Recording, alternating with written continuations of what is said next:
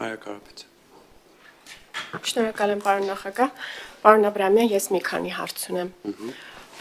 Հայաստանի Հանրապետական կուսակցությունը կառավարող ուժ է եղել տարիներ շարունակ։ Ինչու երբևէ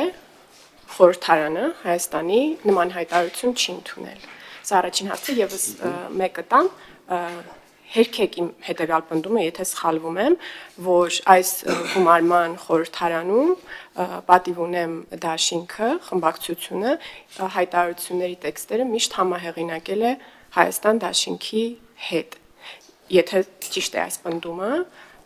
ինչու այս հայտարարության տեքստը միասին չեք ներկայացրել խորհրդարանին, եթե նույնիսկ ճիշտ չէ, ապա նշեք որոնք էին բացառությունները եւ տրամաբանությունը։ Պարոն Մամիջանյան, մի զարմացեք, 2026 թվականի արտահերթ ընտրությունները մոտենում են եւ մենք պետք է բարձր ազդարարենք Հայաստանի ժողովրդին, որ այս երկու դաշինքների տրամադրվածությունն է այդ ընտրություններում հանդես գալ իբրև թե միմյանցից գաղափարապես կամ ինչ-որ սկզբունքային հարցում տարբերվող ուժեր։ Շնորհակալ եմ։ Երկրորդ հարցից կսկսեմ, անկեղծ ասած մի փոքր զարմանալ էր հարցադրումը, որովհետեւ խորհրդանում այս 4 տարիների ընթացքում եղել են բավականին նախաձեռնություններ, որոնք եղել են միասին, որոնք միասին չեն եղել, այսինքն տարբեր իրավիճակներում դրանք տարբեր որոշումներ են ենթակալենում, եւ այս պահին կոնկրետ այս հայտարարությունը մեր խմբակցության կողմից ներկայացնելը ներքաղաքական կամ ներընդդիմադիր դաշտի որևէ տրամաբանության մեջ պարզապես չի դիտարկել։ Ինչ վերաբերում է առաջին հարցին, մինչև 2018 թվականը հանրապետականի կառավարման ժամանակահատվածում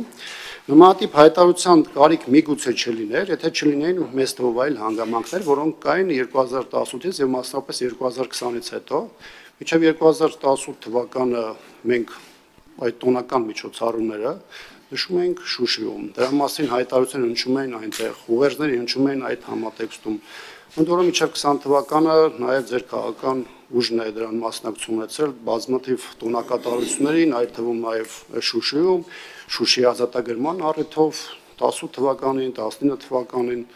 20-ին չեմ հիշում, բայց մի երկու տարի նաև մասնակցություն ունեցել է եւ այս ընթացքում մինչև 18-ը եւ 18-ից հետո, այսինքն հանրապետականի կառավարման ժամանակահատված եւ դրանից հետո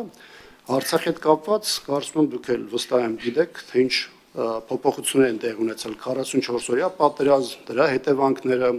դրանով պայմանավորված նաև 23 թվականի Արցախի օկուպացիան, արցախցիների էթնիկ զտումները, Արցախի ամբողջական, այսպես ասած, վերահսկողությունը Ադրբեջանի կողմից, դրանից հետո Ադրբեջանի շարունակվող ատելությունը, ագրեսիան, որը մինչև այսօր էլ արտահայտվում է ոչ միայն առասարակ հայ ժողովրդի նկատմամբ, այլ նաև արտահայտվում է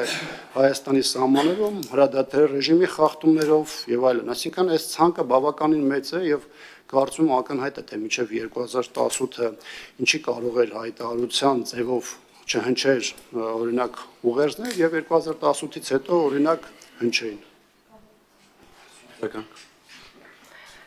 Շնորհակալություն պատասխանի համար, ես հանրությանը կթողնեմ ձեր երկու պատասխանների մասին գնահատականը։ Չմոռանաք հավանել տեսանյութը եւ բաժանորդագրվել Civic AM-ի YouTube-յան էջին։